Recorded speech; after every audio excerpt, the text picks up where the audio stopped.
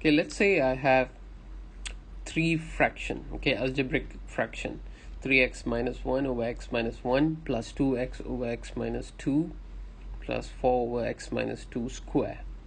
Okay, the aim we know, okay, that in order for us to solve, we have to make the denominator same. Okay, so what is the common denominator over here? The common denominator over here is x minus 1, okay, x minus 2, and then x minus 2 square. Okay, that's the common. But if we look at these two, okay, to make the common denominator, if we look at these two, x minus 2 and x minus 2 square, you don't have to rewrite x minus 2. Why? Because we know x minus 2 square is actually multiplication of x minus 2 by another x minus 2. Okay, meaning those are two of the same algebraic. Okay, when you multiply, it gives you x minus 2 square. So this becomes redundant. Okay, that becomes redundant. You don't have to do that. Okay, you don't have to have that. Okay, you can have, not a problem. If you have that, then you have one more extra term on top. Okay, for the numerator, when you multiply for in order for you to make the bottom same. Okay, so you will have one more. This is a skill that we have done in GCSE. So going back to this skill, okay, so if you have three terms like that, okay, I can write it as x minus 2 and x minus 1 square. So that's all that I need. Okay, and I can solve the algebraic fraction. So this is a skill that we have already learned in GCSE. So we don't have to no, I mean, I don't have to elaborate here further, but those who finds it difficult, please approach me later, after this. Then I can explain to you with more examples. Okay, maybe I can start from GCSE onwards.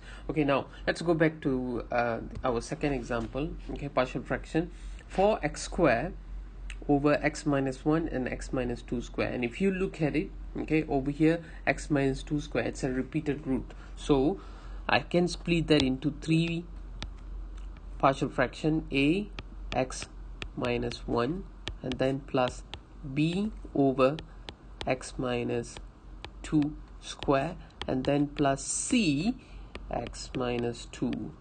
Okay, because that's what I've told you earlier, you have two repeated roots, so you can have x minus 2 and also x minus 2 square. Okay, now let's solve this. Okay, so our aim is to get the denominator same. So I'm going to times what's existing is x minus 1, so I'm going to times here by x minus 2 square. Okay, and what is already existing, a, so I'm going to times here by x minus 2 square. Okay, and then plus b is existing over x minus 2 square, and then I'm going to times it by x minus 1. Okay, so I'm going to times here by x minus 1, and finally c, okay, I'll write it here, plus c over what's existing, x minus 2, so I'm going to multiply here by x minus 2 and also x minus 1. Okay, so I times x minus 2 and x minus 1. Okay, so if we rewrite this, it's going to look like a x minus 2 square plus b, okay, x minus 1, and then plus c x minus 2 and x minus 1. Okay, and the common denominator for all of them, that's x minus 1, x minus 2 square, x minus 2 square, x minus 1, and even here x minus 2 times x minus 2 will give you x minus 2 square and x minus 1. So that's our common, x minus 1, x minus 2 square, and this is equal to 4x square over x minus 1 and x minus 2 square. Okay, now let's solve this. Okay, I'll rewrite on the next page. So that gives us x 4x square. Okay, so 4x square, a equals to a x minus 2 square plus b x minus 1 and plus c x minus 2 x minus 1. Okay, try to eliminate one of the term. So we can choose a x value that will eliminate one of the terms. So I'm going to choose x equals to 2. Okay, for the first one, when I choose x equals to 2, on your left you have 4 2 square equals to a 2 minus 2 and then that square plus b 2 minus 1 and then plus c 2 minus 2 and then 2 minus 1. Okay, as I said, our aim is to eliminate. Okay, so that's gone. Okay, and that's gone. Okay, what's left? That's 4 times 4 16 equals to b 2 minus 1. Okay, and that's just b. Okay, so it's 1. So from here you know your b value is 16. Okay, that's done. Okay, now choose another value which I can eliminate. Okay, I can use x equals to 1. Okay, so on your left you have 4 1 square equals to a. Okay, 1 minus 2 square plus b 1 minus 1 plus c 1 minus 2 and 1 minus 1, and from here you get 4. Okay, so a, that will be 1 minus 2 is negative 1, so a times by negative 1 square plus b, that's gone, 0, and also that is see 0. Okay, so these two values gone. So from here I can find out that 4, okay,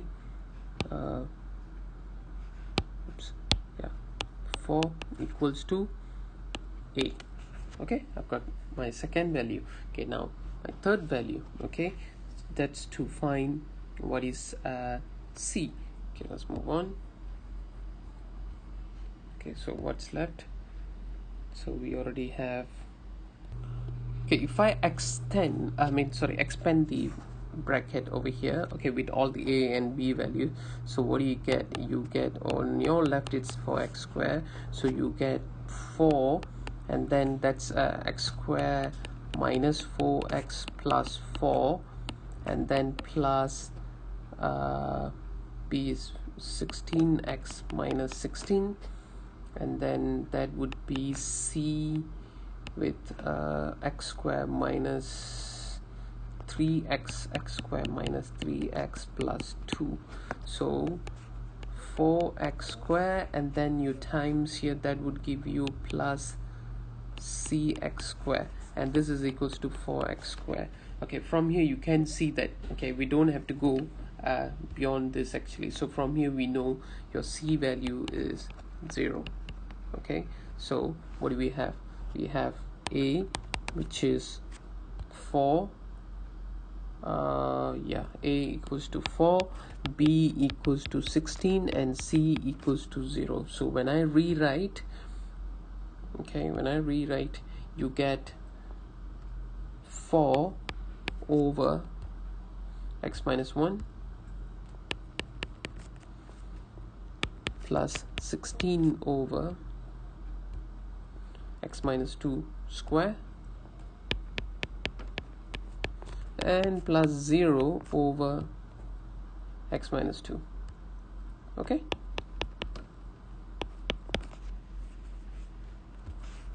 that's your decomposition of partial fraction. Thank you.